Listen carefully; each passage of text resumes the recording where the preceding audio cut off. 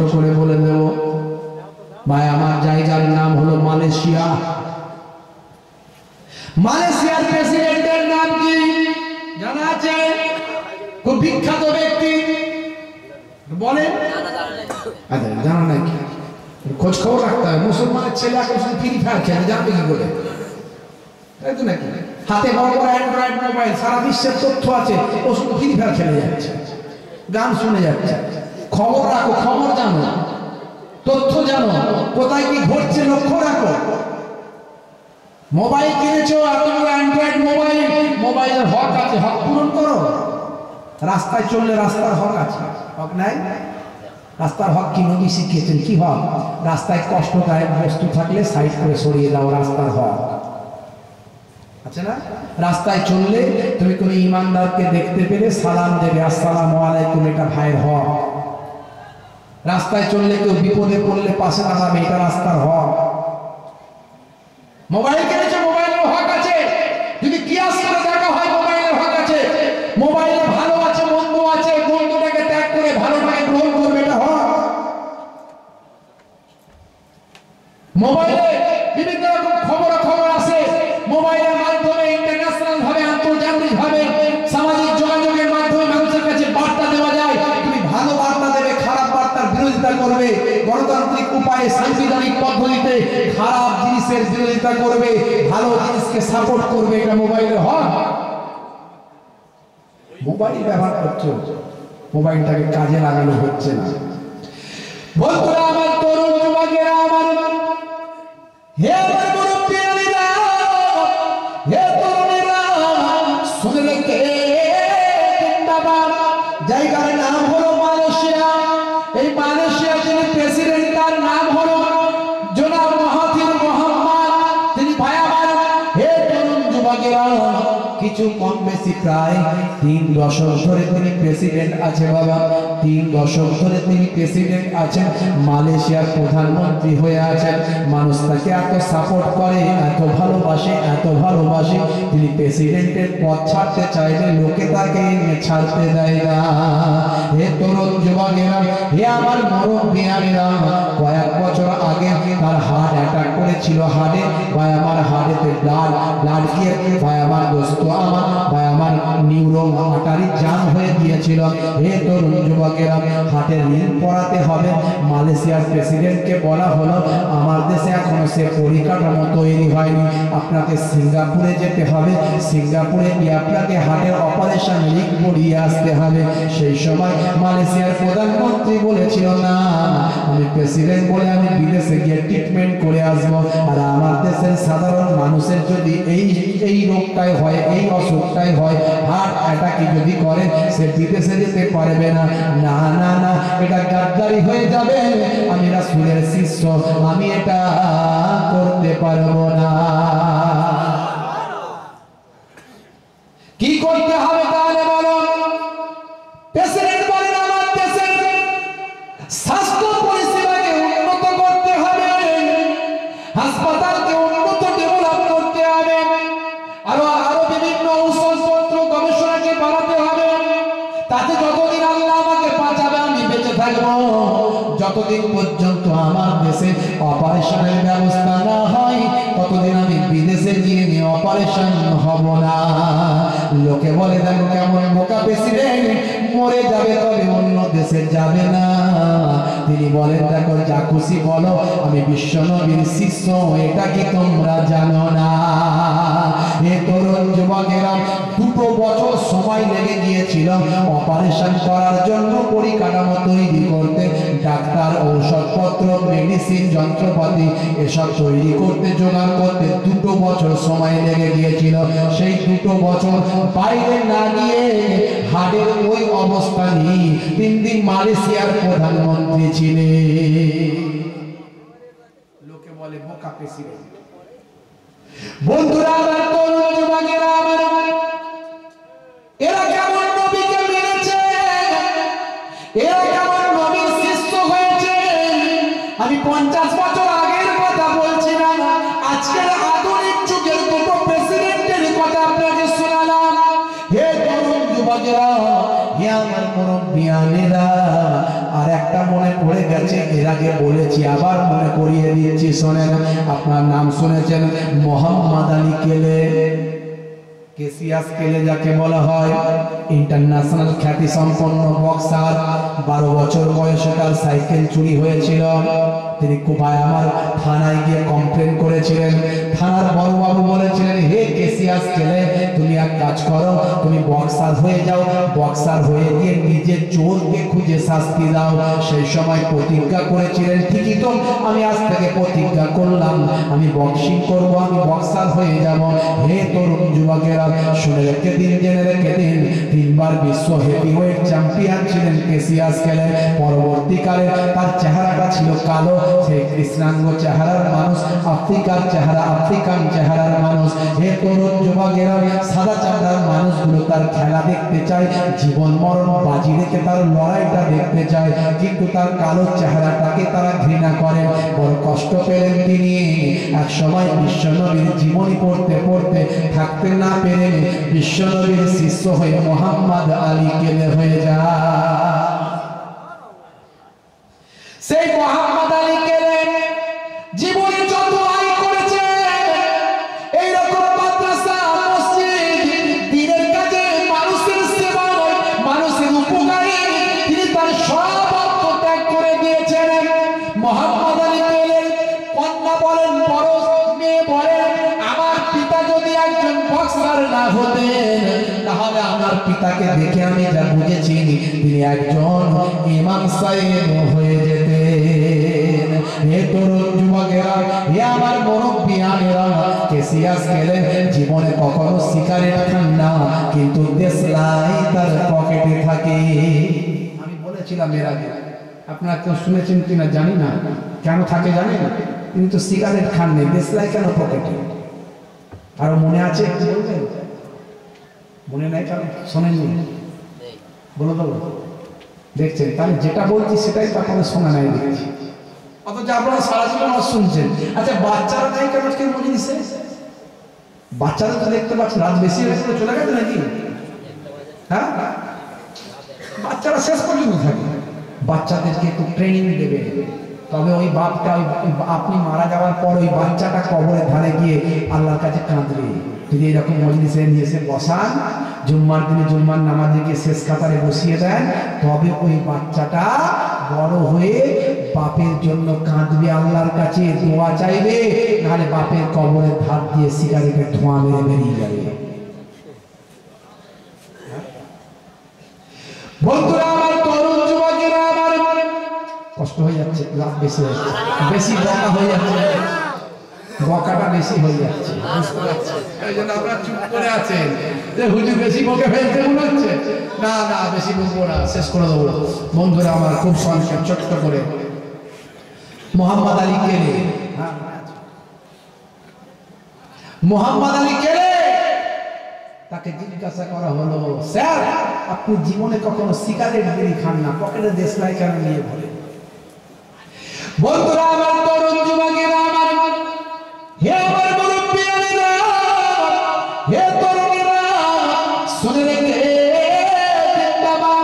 মোহাম্মদ আলী কেলে সেই সময় চোখ ভরা পানি, বুক ভরা বেদনা নিয়ে বলেছিলেন, হে আমার সঙ্গীরা, ভালোবাসার মানুষেরা, শুনে রেখে দাও, জেনে রেখে দাও, আমি সিগারেট খাই না, আমি কখনো বিড়ি সিগারেট মুখে লাগাই না, কিন্তু দেশলাইটা পকেটে রাখি, এই ম্যাচিসটা আমি পকেটে রাখি। তার কারণ হলো, বাবা শুনে রেখে দাও, তোমরা যখন জানতে চেয়েছো বলে এটা বলার কথা নয়, এটা হলো আবেগের কথা, এটা হলো মনের কথা, এটা হলো হৃদয়ের কথা, এটা হলো লুকিয়ে রাখার কথা না। তবে তোমরা আমার ভালোবাসার মানুষ, যখন জানতে চেয়েছো আমি বলি, শুনে রেখে দাও, জেনে রেখে দাও, আমি কেন দেশলাইটা পকেটে নিয়ে আমি কেন ঘুরি? তার কারণ হলো, তোমাদের যেমন হৃদয় আছে, মন আছে, তোমাদের যেমন নাফস আছে, আমারও তেমন আছে।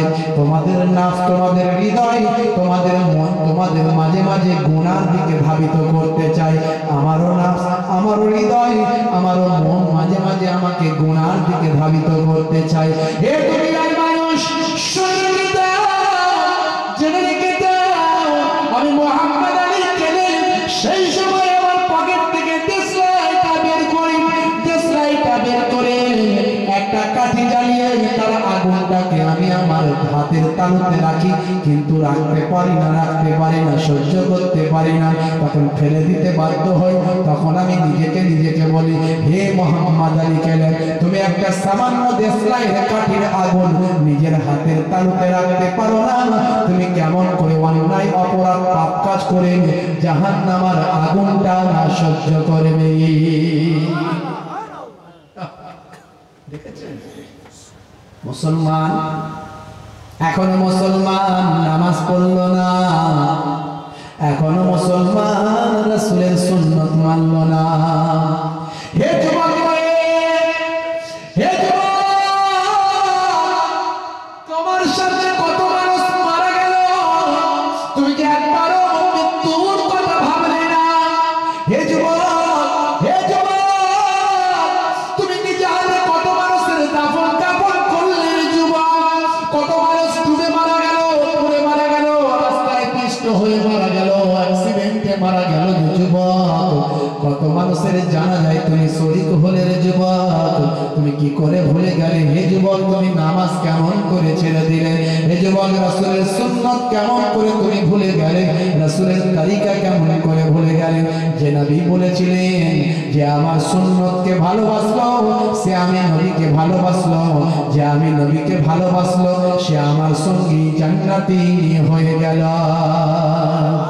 যাদের ভিতরে সুন্নাত পাওয়া যায় তারা কেউ পথহারা হয় না। জোরে হবে না? রাসূলের পথে যারা চলে দুনিয়ায় বাতিলের বাধা তারা মানে না। বন্ধুরা আমার, তরুণ যুবকেরা আমার, বেশি সময় নেব না, মূল কথায় চলে যায়। এলেমের গুরুত্ব, এলেমের সম্মান। হে তরুণ যুবকেরা, হে আমার মুরব্বিয়ানেরা, তারা ফালুদার কথা শুনে হযরত ইমাম আবু ইউসুফ রাহমাতুল্লাহ আলাইহি চোখ করে পানি কান্নায় ভেঙে পড়লেন। বাদশা হারুন আর রশিদ বলতে লাগলেন, কাঁদবেন না হুজুর, ব্যাপারটা একটু খুলে বলুন কি হয়েছে, কেন আপনি কাঁদছেন? আমি কি আপনাকে দুঃখ দিয়ে দিলাম? আমি কি আপনাকে কষ্ট দিয়ে ফেললাম? হুজুর কাঁদছেন কেন? না বাবা, ও বাদশা জাহাপনা, আপনি খারাপ কিছু নেবেন না, আমি আপনার কথাতে কাঁদছি না। আপনি যে ফালুদার কথা বললেন, পেস্তার তৈরি ফালুদা, এই ফালুদার কথা শুনে আমি কাঁদতে লাগলাম। আমার মনে পড়ে গেল সেই দিনের কথা। একটা ছোট্ট ছেলে, অসহায় ছেলে, ছোট্ট ছেলে, একটা গরিবের ছেলে, ছেলেটার নাম হলো ইয়াকুব। সেই ইয়াকুবের কথা আমার মনে পড়ে গেল। এই বেদনা ভরা কথা, দুঃখে ভরা কথা আমার মনে পড়ে গেল। তাই আমি ইমাম আবু ইউসুফ সহ্য করতে না পেরে কাঁদতে লাগলাম। এই কথা শুনে খলিফা নিজেও কাঁদতে থাকলেন। বন্ধুরা আমার, তরুণ যুবকেরা আমার, হযরত ইমাম আবু ইউসুফ বলেন, এই কুফা নগরীতে একটা পরিবার ছিল। সেই পরিবারটার একটা ছোট্ট ছেলে ছিল। ছেলেটার নাম হলো ইয়াকুব। বড় গরিব পরিবারের সন্তান। দেখবেন বেশিরভাগ এই হিফজখানা মাদ্রাসাগুলোতে যারা পড়াশোনা করে এরা বড্ড গরিব ঘরের সন্তান। যদি এই রকম মাদ্রাসাগুলো না থাকতো তাহলে এরা পড়াশোনা করতে পারতো না। হয়তো ছোটবেলায় কোনো চায়ের দোকান, কোনো হোটেলে কাজে লেগে যেত। আল্লাহ তাদেরকে এই জায়গায় তুলে নিয়ে এসে পৌঁছে দিয়েছেন। পরবর্তীকালে এমন বড় আল্লাহর আলিমে হাক্কানি ওলি বানিয়ে দেন, লোকে তাদের জন্য পেছনে পেছনে ছোটে গে, ও মাওলানা সাহেব, ও হুজুর, একটু চা খেয়ে যান, একটু দুধ খেয়ে যান, মিষ্টি খেয়ে যান। কি সম্মান! এটা আল্লাহর কোরআনের সম্মান, এটা রাসূলের হাদিসের সম্মান। বাবাজি, এই যে কোরআন মাজিদ আছে, সম্মান। বন্ধুরা আমার, তরুণ যুবকেরা আমার, হে আমার মুরব্বিয়ানেরা, সেই সময় অধীর আগ্রহ নিয়ে খলিফা হারুন আর রশিদ শুনতে লাগলেন। হুজুর বলুন, বিষয়টা একটু আমাকে খুলে বলুন। হে তরুণ যুবকেরা, হযরত ইমাম আবু ইউসুফ রাহমাতুল্লাহ আলাইহি সেই সময় চোখ ভরা পানি, বুক ভরা বেদনা নিয়ে বলেছিলেন, ও খলিফা হারুন আর বাবাজি শুনে রেখে দেন, জেনে রেখে দেন, কুফা নগরীতে একটা গরিব পরিবার ছিল, তাদের একমাত্র সন্তান, তার নাম হলো ইয়াকুব। বাপটা তার ভাই আমার সুতা কাটা, ভাই আমার শ্রমিকের কাজ করত, মা তার সুতা কাটার কাজ করত। এই কোন রকমে একবেলা খেত, একবেলা হতো না, একবেলা সংসার চলতো, একবেলা চলতো না। বাচ্চাটা যখন একটু চলতে শুরু করলো, 6 বছর 7 বছর বয়স হয়ে গেল, এমন সময় বাপ মা আলোচনা করে ঠিক করলো আমাদের সংসার তো ভালো চলে না, তাই আমাদের ইয়াকুব একটু বড় হয়েছে, এই ইয়াকুবকে যদি কারো কোনো জায়গায় কাজে লাগানো যায় কিছু অর্থ আসবে। তাই তারা আলোচনা করে ইয়াকুবকে বুঝিয়ে সুঝিয়ে একটা ধোপার দোকানে কাজে লাগায়। এরকম পরিবার আমাদের মধ্যে আছে না নাই? আমাদের ইতিহাসে এসব কথা মিলছে না? এরকম বাবা গরিব মানুষের সন্তান, ছোটবেলা থেকে আমি আপনি এরকম ঘরে চিন্তা করে দেখুন কত কষ্ট করে মানুষ হয়েছে। জি হ্যাঁ বন্ধুরা আমার, তরুণ যুবকেরা আমার, হে আমার মুরব্বিয়াইরা, হে তরুণেরা, শুনে রেখে তারা বাবা চোখ পড়া পানি মুখ পড়া বেদনা নিয়ে সেই সময় হযরত ইমাম আবু ইউসুফ বলেছিলেন ওই বাচ্চাটা যেতে চাইনি, ওই বাচ্চাটা ধোবার কাজে কাজ করতে চাইনি, কঠিন কাজ কষ্টের কাজ করতে চাইনি। ওই ধোবাটা বারবার তার মা বাপকে বলেছিল, আব্বা মা আমি কাজ করতে চাই না, আমি পড়াশোনা করতে চাই, আমাকে কাজেতে লাগিয়ে দিও না।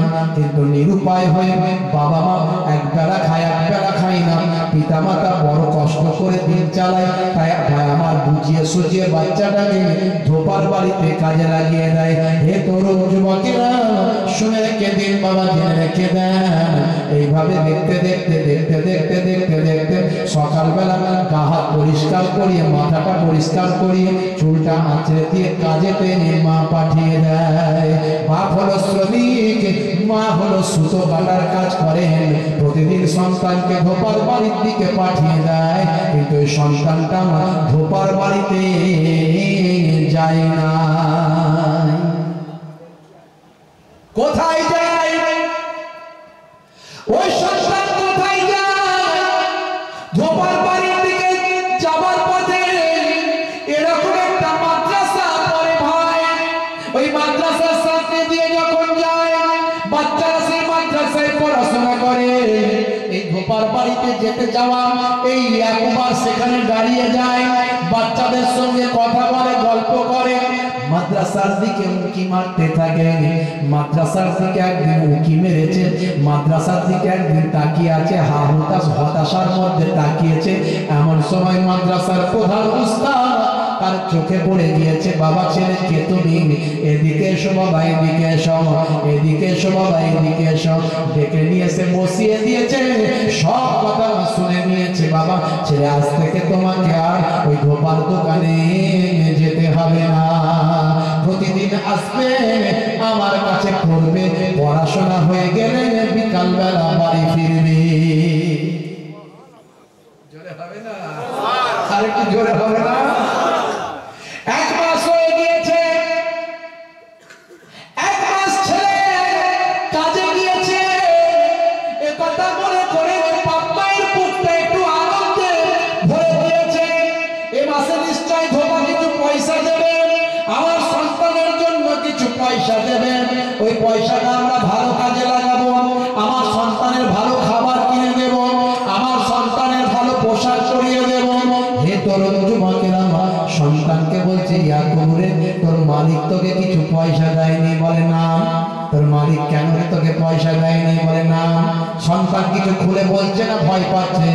একদিন বাপ মা নিরুপায় হয়ে, একদিন বাপ চলে গেছে ধোপার বাড়িতে। হ্যাঁ কি আছো বাবা? বলে আমার ছেলে 1 মাস তোমার এখানে কাজে পাঠালাম, তুমি এখনো কিছু পয়সা দিলে না। মাস তো পার হয়ে গেল, মাস পার হয়ে অনেক দিন হয়ে গেল, আমার সন্তানের হাতে কি তোমাকে কিছু পয়সা দিতে মন গেল না? বলে ও বাবা, আমাকে দোষারোপ করবে পরে, তোমার সন্তানকে জিজ্ঞাসা করো, ওই 1-2 দিন ছাড়া সে 1 মাসে একদিনও আসে না। সন্তানকে বলে, ছেলে তুই কোথায় ছিলিস রে বাবা? প্রতিদিন তো বাড়ি থেকে কাজে বেরোতিস, বলতে পারে না। ছেলে বলে বাবা আমি তো ধোপার দোকানে যাই না, তার পরিবর্তে আমি মাদ্রাসায় গিয়ে আল্লাহর কোরআন শিখতে শুরু করেছি।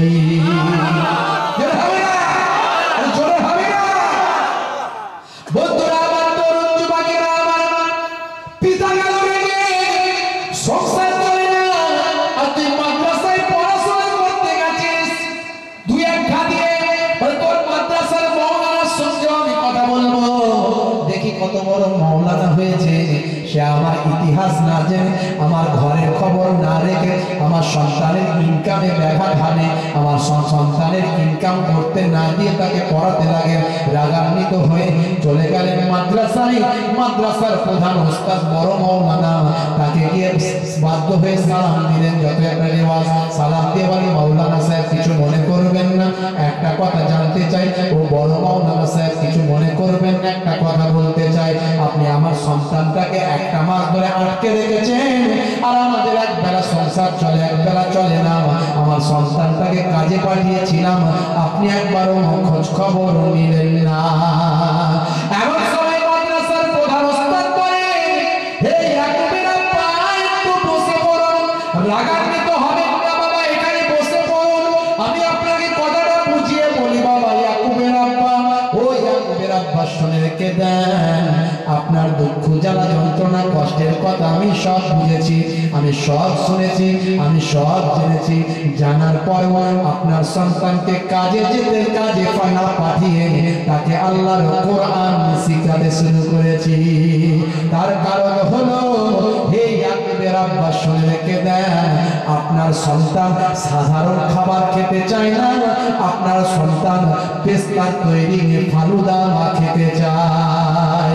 আপনার সন্তান যেটা খেতে চায় সেই খাবারের আমি শুধু ব্যবস্থা করে দিচ্ছি। ভাই আমার, দোস্ত আমার, এই সেই ফালুদার কথা, হযরত আবু ইউসুফের কথা মনে পড়ে গিয়েছে ভাই। এমন সময় শুনে রেখে দিলেন, মাদ্রাসার প্রধান ওস্তাদ বললেন, আমি আজকের দিনের জন্য অপেক্ষা করছিলাম, আমি ভেবেছিলাম আপনি একদিন আসবেন, সেদিন আপনার সঙ্গে কথা বলবো। হে ইয়াকুবের আব্বা চিন্তা করবেন না, আপনার অর্থনৈতিক পরিকাঠামো খারাপ আমি সবই শুনেছি, বড় কষ্টের সঙ্গে আপনাদের দিন কাটে। তবে মনে রাখবেন যে ইয়াকুবকে আমি পেয়েছি, এই ইয়াকুবকে আমি ছাড়বো না। তার পরিবর্তে আপনার মাসের যে খরচাটা হয় সে খরচাটা আপনি নিয়ে যাবেন আমার কাছ থেকে, কোনো অসুবিধা হবে না। প্রতি মাসের খরচা দিতে লাগলেন, ইয়াকুবের বাড়িতে পয়সা দিতে লাগলেন, প্রতি মাসে তাদের একটা ন্যূনতম পয়সা তাদের দিতে লাগলেন, আর ইয়াকুবকে দিনের এলেন শেখাতে লাগলেন। এদিকে ইমাম আবু ইউসুফ ঝরঝর করে কাঁদে। বাদশা বলেন কি হলো? তারপর বলেন, সেই সময় আবু ইউসুফ রাহমাতুল্লাহ আলাইহি বলেন, হে খলিফা হারুন আর-রশিদ শুনে রেখে দেন, ওই ইয়াকুব আর অন্য কেউ নয়, ওই ইয়াকুবই হলেন আমি ইমাম আবু ইউসুফ। আর আমার ওই প্রধান ওস্তাদ আর অন্য কেউ নন, তিনি হলেন জামানার মস্ত বড় ইমাম, তিনি হলেন হযরতে ইমামে আযম আবু হানিফা। জোরে হবে না? জোরে হবে না? ইলমের গুরুত্ব বাবাজি কি দরজা আল্লাহ দিয়েছে। ভাইরা আমার, সেই মাদ্রাসার জলসায় আমরা উপস্থিত হয়েছি, যতটুকু আলোচনা করেছি ইলমের উপরে। বন্ধুরা আমার, আজকে আমরা সেই মাদ্রাসার জলসায় এসেছি বাবাজি। সেই মাদ্রাসা এটা হচ্ছে শিক্ষার কারখানা, দিনের ইলম এখানে শিক্ষা দেওয়া হয়। মাশাআল্লাহ মাশাআল্লাহ, এই ছোট্ট বয়সে 4-5 বছরের মধ্যে হাফেজ তৈরি হয়ে সেই ছেলেটা আপনি খারিজিতে দিতে পারেন, সেই ছেলেটা আপনি হাই স্কুলে দিতে পারেন, সেই ছেলেটা আপনি হাই মাদ্রাসায় দিতে পারেন, সেই ছেলেটা আপনি সিনিয়র মাদ্রাসায় দিতে পারেন, সেই ছেলেটা ভাই আমার ডিগ্রি অর্জন করবে, আলেম হয়ে যাবে, ফাজেল হয়ে যাবে, কামেল হয়ে যাবে, গ্র্যাজুয়েশন হয়ে যাবে, মাস্টার ডিগ্রি হবে, বিএড হবে। ওই হাফেজ ছেলেটা সব কিছু করে চাকরি বাকরিও পেতে পারে, কিন্তু হাফেজে কোরআন, আল্লাহর কালাম, আল্লাহর কোরআন মাজিদটা 30 পারা কিতাব, 6666টা আয়াত নিজের বুকেতে ধরে রাখবে। জোরে বলুন সুবহানাল্লাহ। কাল কিয়ামতের দিনে আমার আল্লাহ তাআলা হাফেজের পিতা মাতার মাকে আর বাপকে ডাক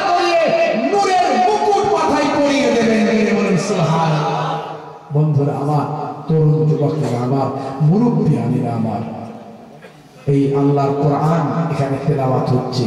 এই মাদ্রাসার জন্য আমি একটু আপনাদের কাছে সাহায্য সহযোগিতা চাইব। আপনারা ইতিপূর্বে আমার জনাব হযরত মুহতারাম মাওলানা সাহেবের হাতে বলেছেন, আমি একটু আপনাদের কাছে বলবো। আমার মাওলানা সাহেব বলছেন, আমার হাফেজ সাহেব বলছিলেন কিছু সিমেন্ট লাগবে, কিছু বালি লাগবে। জি হ্যাঁ, আর বাচ্চাদের বড্ড ঠান্ডা লাগে, শীতকালে ঠান্ডা লাগছে, একটু স্লাইড, ওই যে স্লাইডিং যে কাঁচগুলো হয় এটা লাগবে, যাতে করে বাচ্চাদের হাওয়া না ঢুকতে পারে, বাচ্চারা কষ্ট হচ্ছে। আমি দেখে এলাম একটা বালিশে 3টে বাচ্চা জড়াজড়ি করে শুয়ে আছে, ঘুম পেয়ে গেছে, ছোট বাচ্চা তো, একটা বালিশে 3টে বাচ্চা জড়াজড়ি করে শুয়ে পড়েছে, তার ভালোবাসায় বন্ধু সব। আর দেখে সেই ছোটবেলার কথা মনে পড়ে গেল, চোখ ফেটে পানি আসার মতো। ভাই আমার, এইভাবে পড়াশোনা না করলে কোনোদিন মানুষের মতো মানুষ হওয়া যায় না। বন্ধুরা আমার, তরুণ যুবকেরা আমার, এই মাদ্রাসার জন্য আমি আপনাদের কাছে চাইবো, ভাই আমার, একজন মানুষকে চাইবো, একজন ব্যক্তিকে। এত মানুষ আছে, ধনী বান্দা আর আমির বান্দা আছে। রাসূল বলছেন যারা মাদ্রাসায় সহযোগিতা করবে, আও বানা মাসজিদান আও ওয়াসা মাসহাফান, মাদ্রাসায় সাহায্য সহযোগিতা, কিতাবপত্র, মাদ্রাসায় সহযোগিতা, টাকা পয়সা সহযোগিতা ইত্যাদি ইত্যাদি দেবে। মাদ্রাসা যতদিন থাকবে আল্লাহ তাআলা ওই বান্দার নামাজ আমলে সওয়াব পৌঁছে কবরে পড়ে পড়ে সওয়াব পৌঁছাবে, সাদকায়ে জারিয়ার সওয়াব হবে। জোরে বলুন সুবহানাল্লাহ। একজন বান্দা আছেন 10 বস্তা সিমেন্ট বলতে পারেন, ধনী বান্দা আমার ভাই, মাশাআল্লাহ হাত তুলে দিয়েছে, বলতে দেরি হয়েছে, দিতে দেরি হয়নি। জাকির হোসেন ভাই 10 বস্তা সিমেন্ট, জোরে বলুন মারহাবা, জোরে বলুন মারহাবা। আল্লাহ কবুল করুন, আল্লাহুম্মা আমিন, আল্লাহ কবুল করুন, আল্লাহুম্মা আমিন। ভাই আমার, একজন বান্দাকে চেয়েছিলাম, আল্লাহ হলেন এক, একজনকে চেয়েছি, এক দিয়ে শুরু করেছি, এক হলো সংখ্যার প্রথম, এরপর দুই দিয়ে শুরু করব। রাসূল বলছেন দুটো জিনিস আমি রেখে গেলাম, কোরআন এবং হাদিস। দুটো জিনিস আমি রেখে গেলাম, কোরআন এবং হাদিস। এই দুটো জিনিসকে যারা মেনে চলবে আর কিয়ামত পর্যন্ত তারা পথভ্রষ্ট হবে না।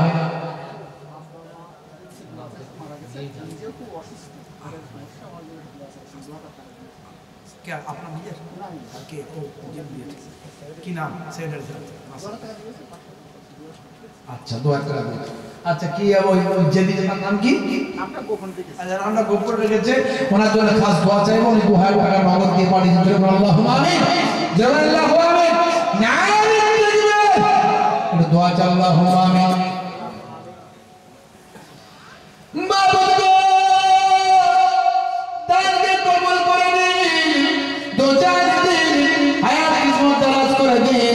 শরীরকে সুস্থ রেখে দিন, কাজে কারবার উন্নতি দিন। তোমার নবীর ঘর, নবী বলেছেন মাদ্রাসা হলো আমার ঘর, সেই নবীর ঘরের জন্য দান করছে তোমার বান্দারা। দানকে কবুল করে নিন, দোজানে দিন, হায়াত কিসমত দারাজ করে দিন, মালে মালামাল করে দিন, শরীরকে সুস্থ রেখে দিন, কাজে কারবারে উন্নতি দিন। আল্লাহ সেফার জন্য দোয়া চেয়েছেন, সেফা দান করুন। আল্লাহ যেটা মনেতে আছে, যেটা নিয়ত করেছেন, নিয়তকে কবুল করুন। আল্লাহ বলছেন বান্দারে, ফিস সাবিলিল্লাহ, তোরা যখন এক দিস, আমি আল্লাহ একের বদলে 10 দিন, আমি আল্লাহ রাজি হলে একের বদলে 100 দিন, আমি আল্লাহ খুশি হয়ে গেলে তোর একের বদলে 700 দিন, আমি আল্লাহ রাজি হয়ে গেলে একের বদলে বেহিসাব দান করে দিই।